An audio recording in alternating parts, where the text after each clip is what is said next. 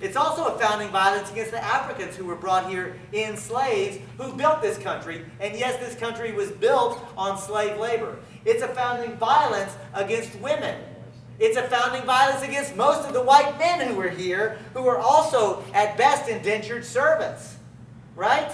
I mean, no less a historian than Howard Zinn has said the entire history of the United States, one lens, one useful way to think about American history is to recognize that it is a series of struggles by actual human persons to be legally defined as persons under the Constitution.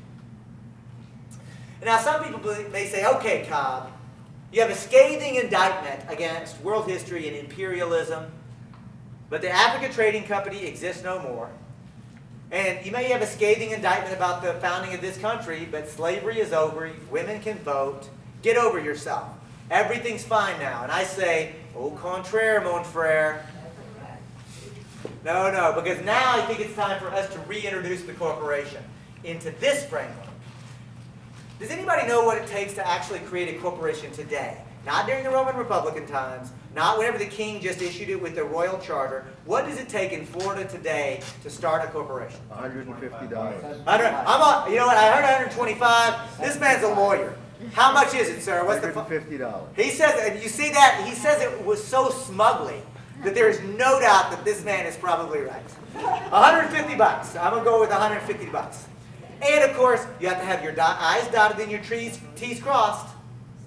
More or less. Form on the internet and you're done. Form on the internet and you're done. The check has to clear. The credit card has to work. The credit card has to. You don't even need a check anymore. You don't even need a check.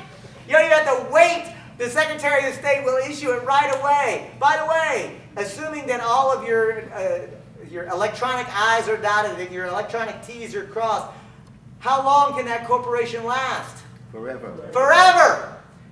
What can you do with that corporation? Just about anything. Just about anything. Literally anything that is allowed by law. Some of us will argue that lots of folks are using these corporations for illegal activities too, without punishment. But we'll come back to that. The point is that today it is that easy to actually form a corporation. Now, what do you think it took to form a corporation in 1789 in the United States of America? And for the next 75 years, give or take. Act of the legislature. An act of the legislature. Boy, that's right. Literally, it took a bill introduced in the lower house, and it had to pass by a majority. And then that same bill had to go to the upper house, and it had to pass by a majority, and then the governor had to sign it. It was literally the functional equivalent of a law. That's how tightly controlled the corporation was. And by the way, as you applied for that, the privilege, not the right, but the privilege of receiving a corporation, you had to prove that there was a public need that was not being met by existing government or by private enterprise, and that you were asking for a corporate charter in order to do that very specific thing. You could not do anything except for what your corporate charter specifically allowed you to do. And written into the charter was, if you ever act outside the public interest, your charter is subject to immediate revocation, the corporate death penalty. We will dissolve your corporation like that through an act of the legislature or even a state attorney general if we find you acting outside the public interest. And that charter is only good for 10 years. And after 10 years, it automatically dissolves on its own. And then you have to go back through and reapply all over again with the same high standards. I mean, and folks, that's not just David Cobb's wishful thinking about how we can control corporations today. That's not just the Green Party's platform on corporate control, which it is.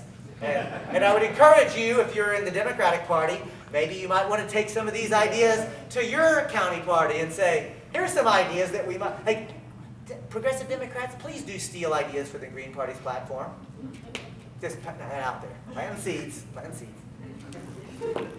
But the point is that the corporation was tightly controlled at this point in time, right? And so, if this line is so important, if the distinction between we the people and government matters, if it matters to discuss the concept of being free and sovereign or subordinate and accountable, if that line is important, and it is, If I'm right about that, then it behooves us now to say, well, where should the corporation go in this framework? Well, it's created by state government by issuing a charter. That charter actually can hold it accountable. It's subordinate. It can be revoked if they ever act outside the public interest. The charter, properly understood in the doctrine of ultra vires, can actually say you can only do your specific things.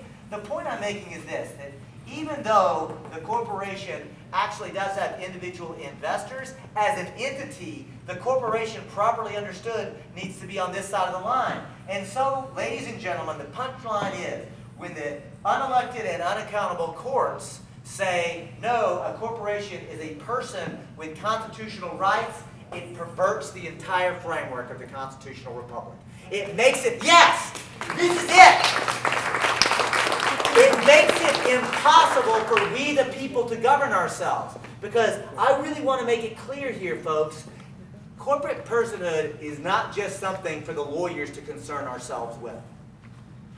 You know, like corporate personhood or corporations claiming constitutional rights is what allows corporate lawyers to waltz into court and overturn democratically enacted laws that are attempting to protect our environment, that are attempting to protect workers, that are attempting to protect the safety and health of consumers, and most recently in Citizens United, attempting to protect the integrity of our electoral process. It literally is one of those linchpin legal doctrines that is making it possible for the plutocracy that Uri talked about. Because Uri is right. 0.5% are not just funding the elections in this country, but 0.5% of the country are ruling this country. They're the real minority. And I got news for you. Even if you're white and a man, or even if you're white and you're, middle class or even upper middle class, although that middle class is shrinking every day, right? Even if you're in the middle class, I got news for you. You are not part of the ruling class. It's sort of like this. If you've got shares, in the stock market or in a pension fund or something, that don't make you a capitalist. You know what I'm saying? It just don't, man. I mean, they have pulled a number on us in the way we think. And the point I'm making is this. I submit to you that the doctrine of corporate constitutional rights is how the plutocracy has seized our government from us and turned our own government against us.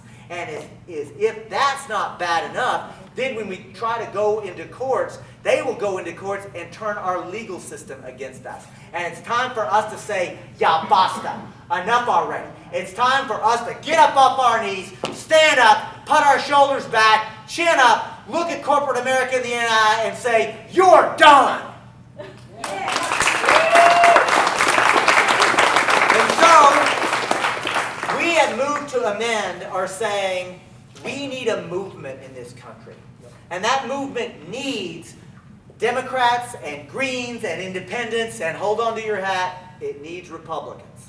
It needs principled people of all political ideologies to come together and say, we might fight about issues like health care or the Iraq war or energy policy. There might be any, and those things are subject to political debate, and they should be. And by the way, here's something that I realize, as much as it pains me to admit, democracy does not mean David Cobb gets to win. I mean, I really wish it did, but it really doesn't.